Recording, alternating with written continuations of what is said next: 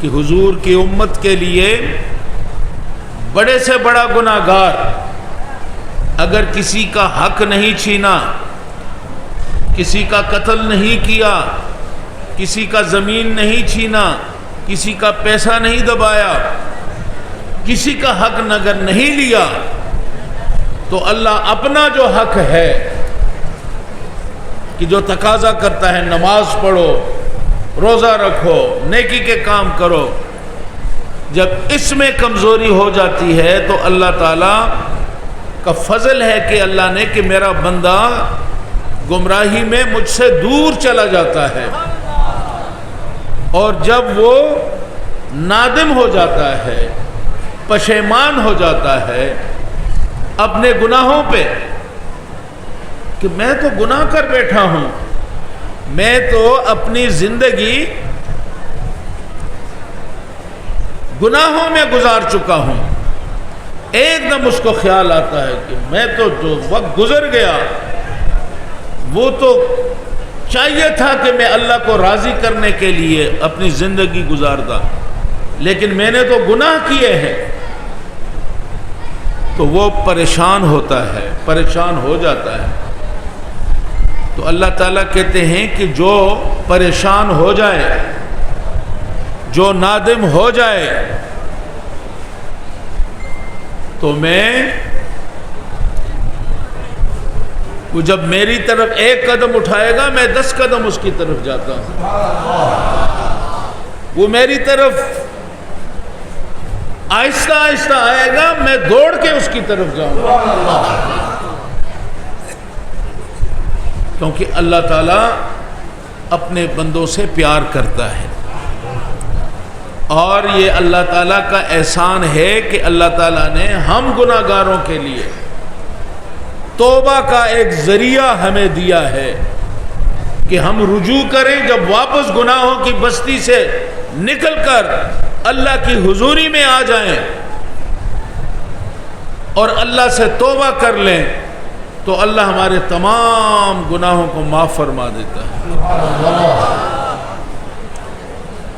تو آج آپ پہ اللہ تعالیٰ نے کرم کیا کہ آپ آج گناہوں سے آپ نے نیکیوں کی طرف رجوع کیا، اللہ کی ناراضگی سے منہ موڑ کر اللہ کو راضی کرنے کے راستے پر آپ گامزن ہو گئے، تو یہ آپ کی زندگی میں ایک انقلاب ہے۔ آپ میں سے کوئی بھی فرد یہ حساب لگا سکتا ہے کہ زندگی میں جب سے ہوش سنبھالا ہے کتنے گناہ کیے ہیں؟ جس نے شمار کیا ہے وہ ذرا ہاتھ کھڑا کرے کہ حساب دے کتنے گناہ کیے ہیں۔ کوئی شمار ہے؟ لا تعداد، بے شمار، انت گن، ہم گن نہیں سکتے۔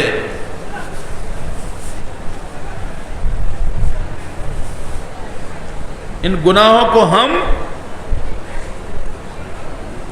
گن نہیں سکتے، اور یہ ان گناہوں کا بوجھ ہمارے سر پہ، ہم زندگی میں یہ گناہوں کا بوجھ اٹھائے زندگی گزار رہے ہیں، لاپرواہ،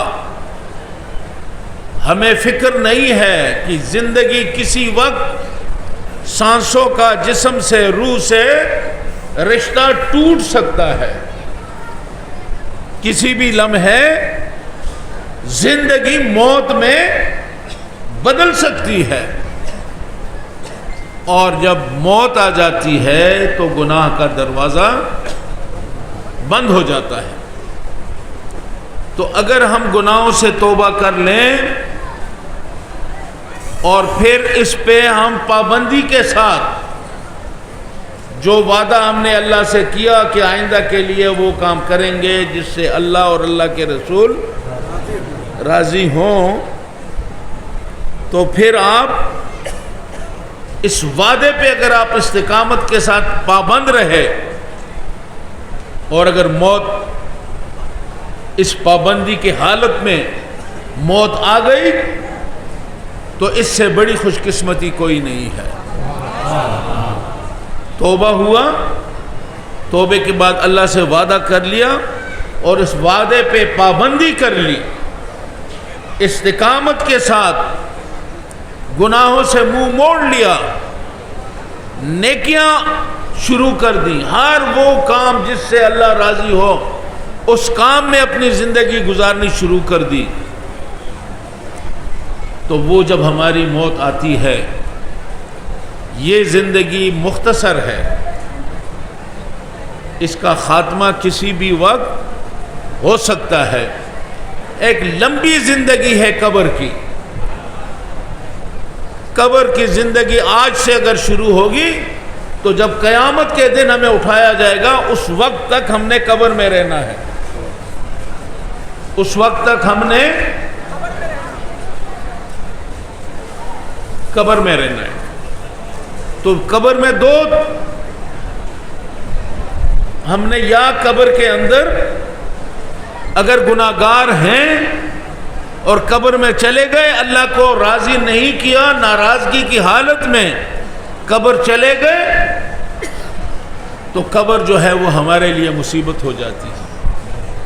جو قیامت تک کا عرصہ ہے، اس عرصے کے اندر کہیں سانپ ہے، کہیں بچھو ہے، کہیں دوزخ کی آگ کی کھڑکیاں کھل جاتی ہیں، ہماری طرف رخ ہو جاتا ہے، عذاب کی حالت میں ہم قبر میں اس لمبی زندگی کو گزاریں گے۔ تو اگر میں آپ سے پوچھوں کہ کیا قبر کی یہ جو لمبی زندگی ہے یہ ہم گزارنے کے قابل ہیں؟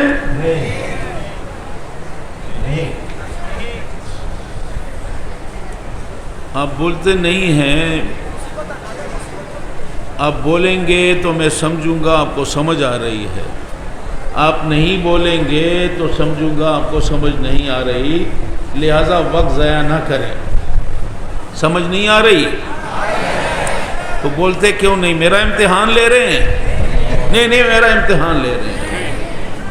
تو اگر میرا امتحان نہیں لینا تو پھر مجھے جواب دیا کریں۔ جو قبر کی زندگی ہے، جب مرنے کے بعد قیامت تک ہم نے قبر میں رہنا ہے، ہمیں قبر میں رہنا ہے۔ اس کے دو، یا قبر میں ہم رہیں گے، اگر اللہ کو ناراض کر کے ہم قبر تک پہنچے تو قبر ہمارے لیے عذاب ہے، دوزخ کی آگ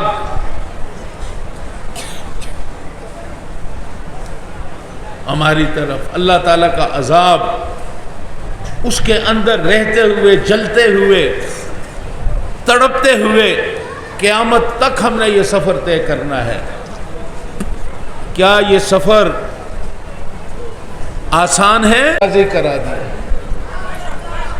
تو ساتھیو، یہ نعمت ہے کہ نہیں ہے؟ یہ ہم پہ احسان ہے کہ نہیں ہے؟ اگر یہ آج سلسلہ ہمیں نہ جوڑتا، شاید آپ میں سے 1 2 10 20 30 40 ہو سکتا ہے کہیں خیال آ جائے کہ توبہ کر لیتے ہیں، ورنہ ہم غفلت میں زندگی گزارتے ہیں، غفلت میں زندگی گزرتی ہے، غفلت میں، نافرمانی میں، گناہوں میں، لیکن بگڑتی ہے زندگی۔ لیکن جب سنورتی ہے تو تب سنورتی ہے کہ جب ہم کسی ولی کامل کے ساتھ، کسی سچے سلسلے کے ساتھ جب ہم جڑ جاتے ہیں تو ہماری ڈائریکشن بدل جاتی ہے، ہم گناہوں سے ہمارا منہ موڑ دیا جاتا ہے، گمراہی سے منہ موڑ کے راہ راست پہ ہمیں گامزن کر دیا جاتا ہے، ہم راہ راست پہ چلنا شروع کر دیتے ہیں، اور اس لیے کہ یہ اللہ کا حکم ہے کہ کونوا مع الصادقین، سچے لوگوں کے ساتھ ہو جاؤ، گارنٹی ہے سچے لوگوں کے ساتھ ہو جاؤ. جب آپ سچے لوگوں کے ساتھ ہوں گے، جب آپ نیک لوگوں کے ساتھ ہوں گے، یہ آپ کا رستہ بدل دیں گے.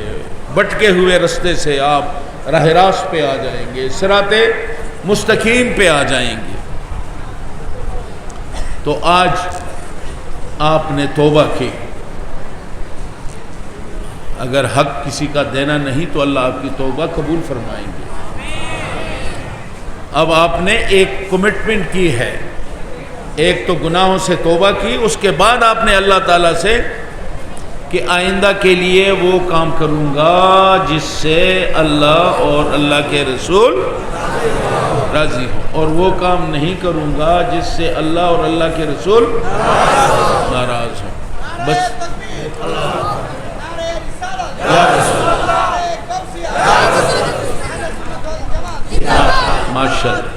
ماشاء اللہ. تو اب اس کے بعد آپ نے ہر وہ کام کرنا ہے جس سے اللہ اور اللہ کے رسول راضی ہوں. اور بنیادی بات میں آپ سے بھی کہتا ہوں اور اپنے علماء سے بھی کہتا ہوں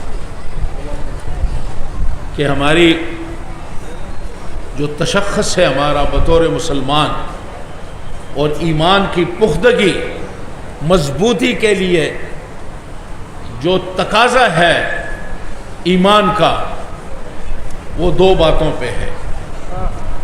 ایک اللہ تعالیٰ کی وحدانیت، اللہ تعالیٰ وحدہ لا شریک ہے. جیسے آج شیخ محمد نے آج پڑھا کہ اشہدو ان لا الہ الا اللہ وحدہ لا شریک لہ. یہ اللہ تعالیٰ کی شان کیا ہے کہ وحدہ لا شریک ہے. اور پھر حضور کریم صلی اللہ علیہ وسلم وَأَشْهَدُ أَنَّ مُحَمَّدًا عَبْدُهُ وَرَسُولُهُ، اور حضور کریم صلی اللہ علیہ وسلم اللہ کے بندے ہیں اور اللہ کے رسول ہیں. اور آپ پوری مخلوقات سے، انسانوں سے، جنات سے، حشرات سے، ہر چیز سے اللہ تعالیٰ نے آپ کو افضل مقام دیا ہے، اعلیٰ مقام دیا ہے. سب سے اعلیٰ و اعلیٰ ہمارا نبی.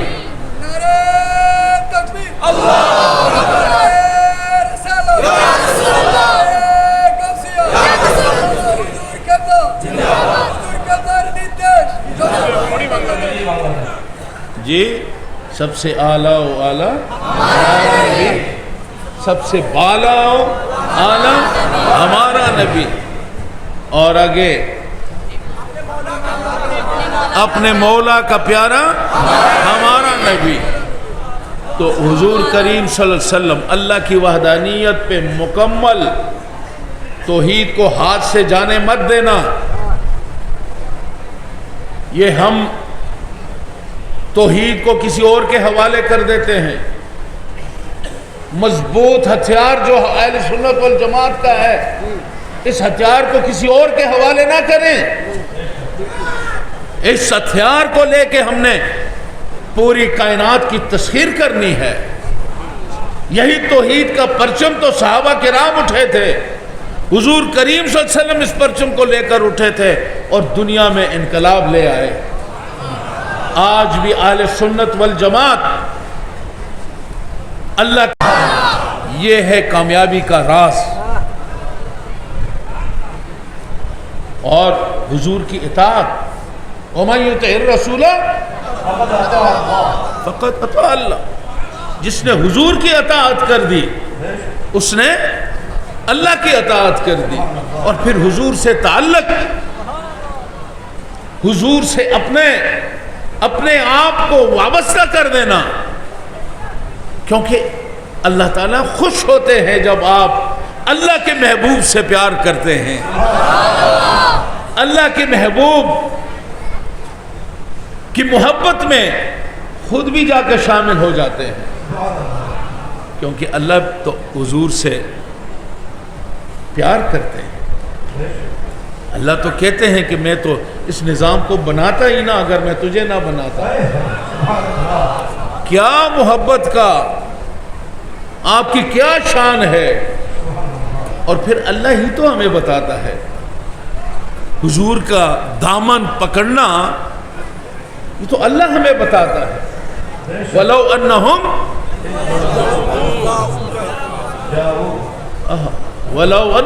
إِذْ ظَلَمُوا أَنفُسَهُمْ جَاءُوكَ۔ اللہ تو شارک سے بھی قریب ہے، تو سنتا ہے، دیکھتا ہے، میرے دل کی ایک ایک دھڑکن سے واقف ہے، میرے سانسیں جو میں لیتا ہوں میں شمار نہیں کرتا، تجھے علم ہے کہ کتنی سانسیں لے رہا ہوں، کتنی خارج کر رہا ہوں۔ تو شارک کے قریب ہے، تیرا تو گھر میرا دل ہے، مومن کا دل اللہ کا ٹھکانہ ہے، نہیں سماتا اللہ تعالیٰ کی ذات، کہیں بھی نہیں سماتا، لیکن مومن کے دل کو اللہ تعالیٰ نے، کہ میں تو مومن کے دل میں رہتا ہوں، اتنا قریب ہو کے بھی، اتنے قریب ہو کے بھی کہتا ہے کہ وَلَوْ أَنَّهُمْ إِذْ ظَلَمُوا، میرے پاس آ جاؤ،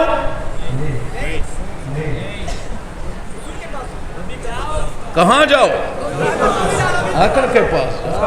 وَلَوْ أَنَّهُمْ إِذْ ظَلَمُوا أَنفُسَهُمْ جَاءُوكَ فَاسْتَغْفِرُ اللَّهَ، اللہ سے استغفار کرو، اور پھر وَاسْتَغْفَرَ لَهُمُ الرَّسُولُ، ارے کافی ہے اللہ سے استغفار کر دیا،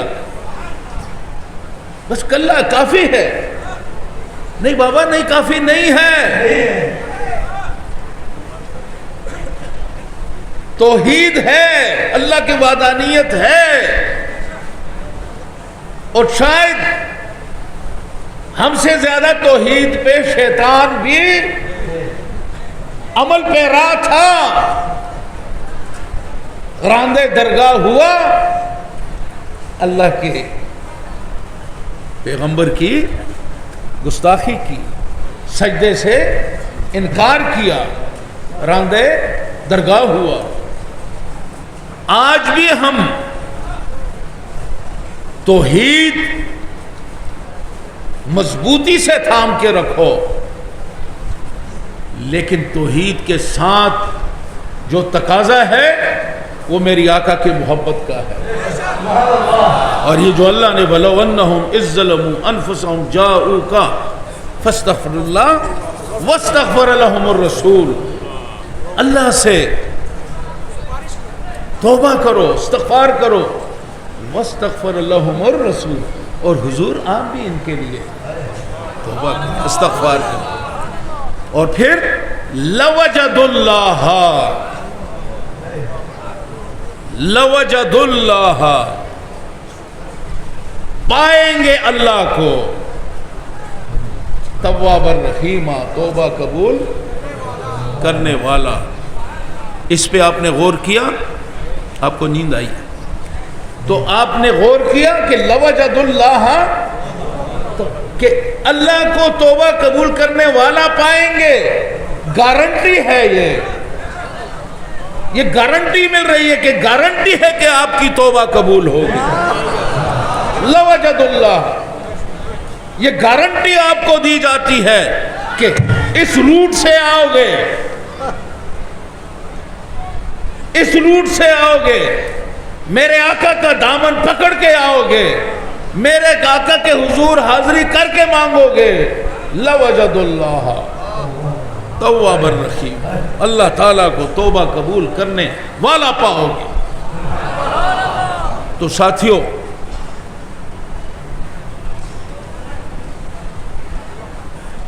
حاصل کلام، جب میں اسلامک یونیورسٹی میں پڑھتا تھا اور ماڈرن لینگویجز میں عربی، تو ہمارے جو مصر کے استاد ہوتے تھے وہ ہمیں کوئی مسئلہ وہ پڑھاتے پڑھاتے آخر میں یہ سوال کرتے تھے، حاصل کلام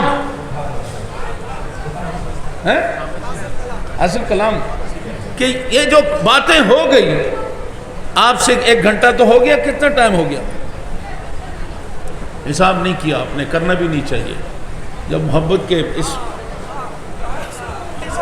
چھونکوں میں آپ جھولے میں جھولتے ہیں تو کون دیکھتا ہے ٹائم کتنا ہو گیا اور کتنا نہیں ہوا؟ تو حاصل کلام کہ ان تمام باتوں کا ہمیں حصول کیا ہے؟ حاصل کلام بس یہی ہے، توبہ ہو گئی، اس پہ قائم رہو، اللہ کی وحدانیت کو ساتھ لے کے حضور کی محبت، یہ ہمارا ایمان کا حصہ ہے۔ اور الا لا ایمان لمن لا محبت لا، حضور کی محبت کے بغیر ایمان کامل نہیں ہے۔ اس لیے سلسلے سے اپنے آپ کو وابستہ رکھو۔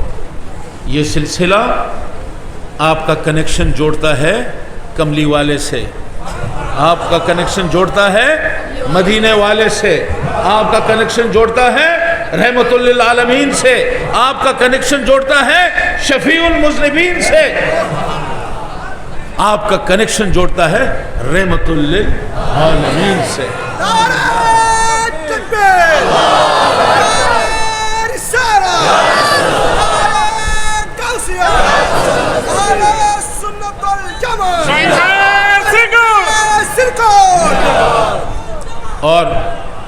اور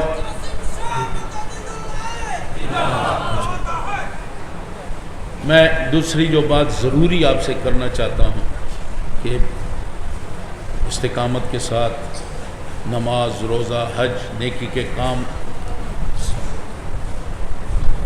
جامعہ کی خدمت،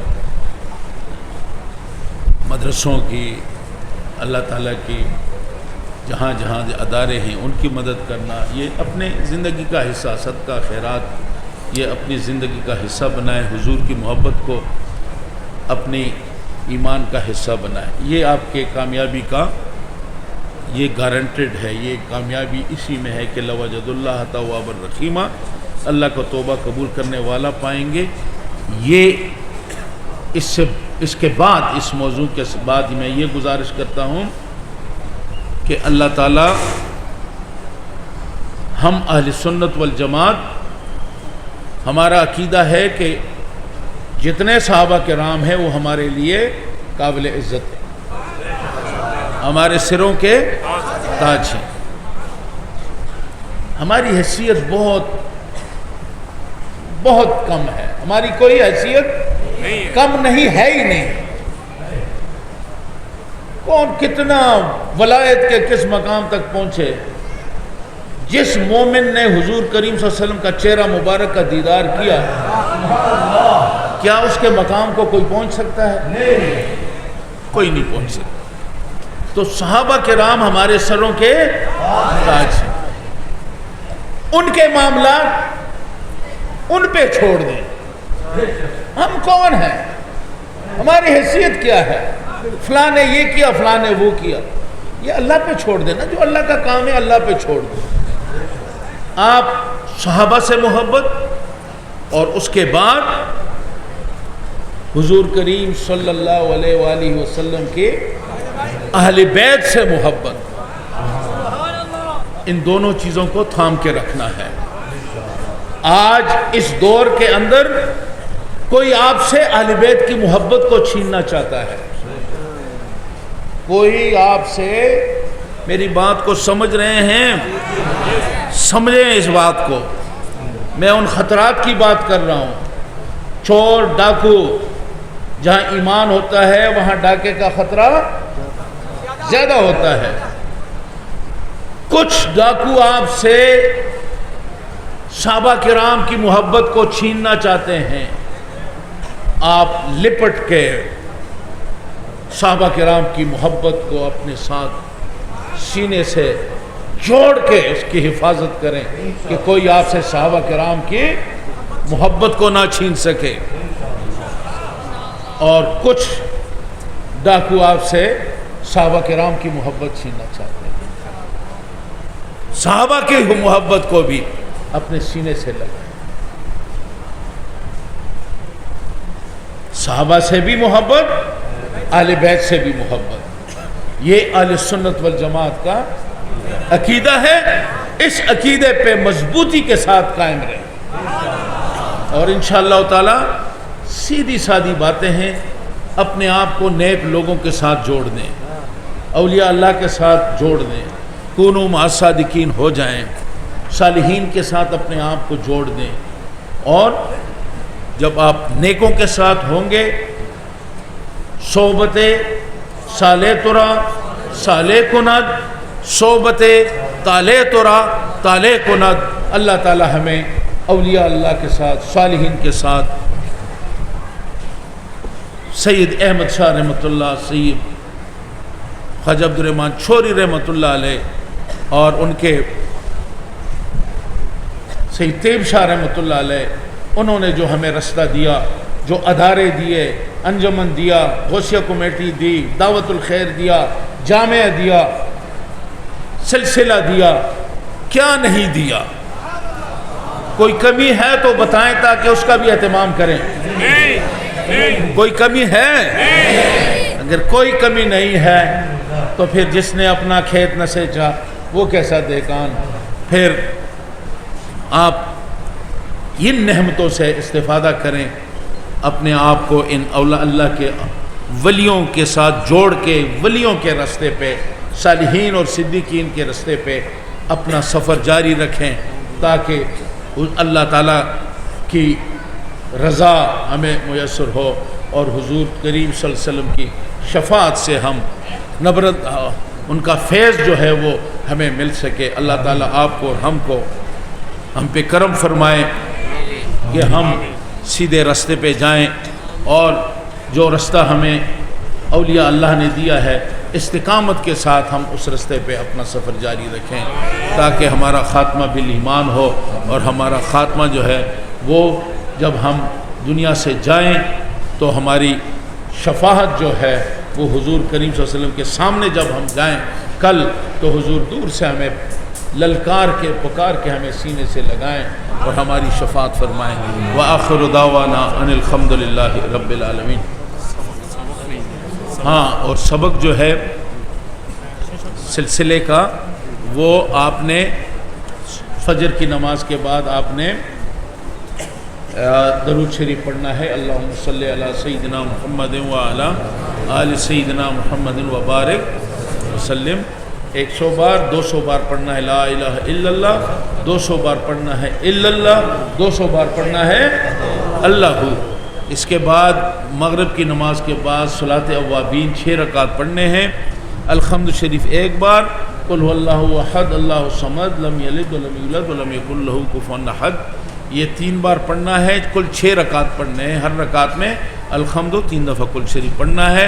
اس کے بعد جو وظائف آپ نے فجر کی نماز کے بعد ہیں, یہ وظائف اگر آپ مغرب کی نماز کے بعد پڑھ سکتے ہیں تو پڑھیں, ورنہ آپ عشاء کی نماز کے بعد یہ وظائف پورے کر سکتے ہیں. اگر مغرب کی نماز صلاۃ اوابین کے بعد پڑھنا چاہیں تو بھی پڑھ سکتے ہیں, اور عشاء کے بعد بھی اگر پڑھنا چاہیں تو بھی پڑھ سکتے ہیں.